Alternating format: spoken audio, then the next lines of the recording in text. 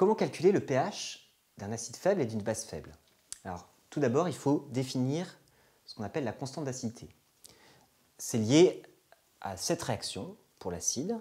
On a l'acide qui réagit avec l'eau pour former des ions H3+, et la base conjuguée de l'acide qui nous intéresse. Je vous rappelle qu'un acide a la particularité de pouvoir céder un proton en solution. Pour la base, la réaction qui nous intéresse, c'est la base réagit avec l'eau pour donner son acide conjugué et l'ion HO-. Une base est capable de capter un proton en solution. Ça, c'est les définitions de Bronsted.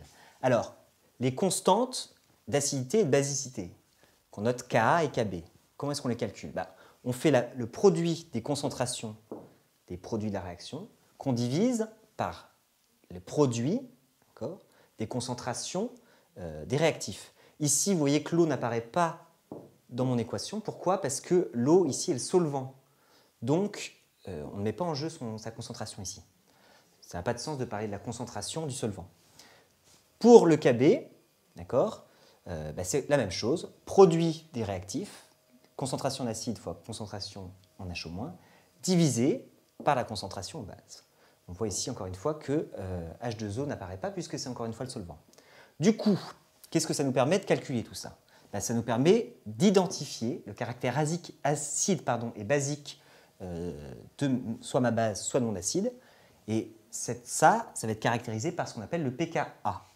Ça se calcule de la façon suivante. Le pKa, c'est égal à moins log, logarithme décimal, du Ka.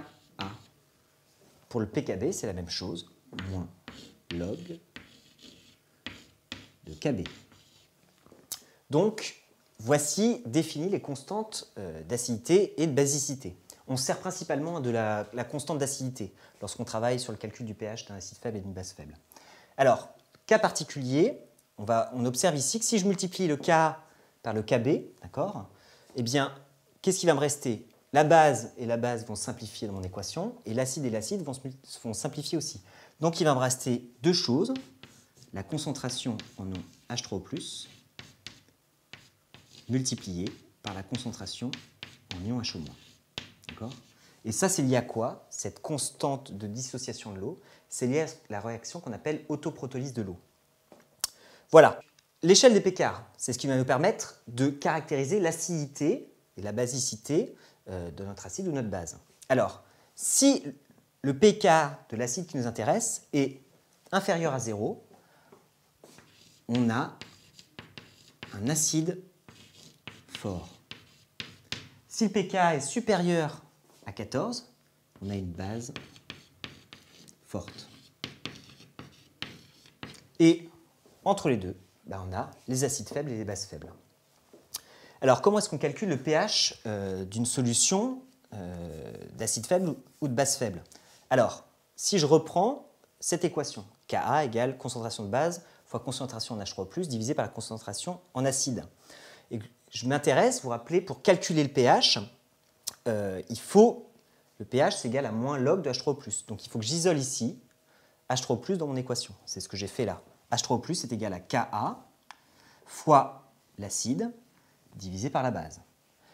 Donc ensuite, je mets ma formule de calcul du pH, et ça me donne l'équation suivante. Le pH est égal au pKa plus le logarithme de la base sur l'acide, concentration en base sur concentration d'acide.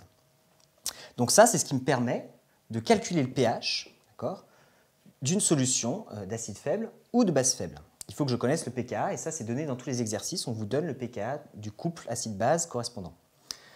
Donc ça, c'est une façon de voir les choses. L'autre façon de voir les choses, c'est, selon le pH de la solution, quelle est l'espèce majoritaire? Comme la réaction n'est pas totale, j'ai un mélange d'acide et de base en solution. La réaction, c'est un acide faible, il n'est pas total. Donc du coup, ici, lorsque le pH est égal au pKa, ça veut dire ici dans ma formule que ce terme-là est égal à 0. Alors pourquoi il est égal à 0? Parce qu'en fait, la quantité en base, la concentration en base et la concentration en acide sont égales. Ça, c'est un cas particulier. Quand la concentration en base et en acide sont égales, le logarithme ici, c'est le logarithme de 1, et le logarithme de 1, c'est égal à 0. Donc le pK est égal au pH. pK égale pH.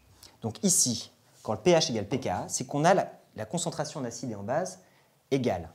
Maintenant, Si le pH est inférieur au pKa, quelle est l'espèce qui domine? Il faut que ce terme ici, si le pH est inférieur au pKa, il faut que ce terme ici soit négatif. Pour que ce terme soit négatif, il faut que la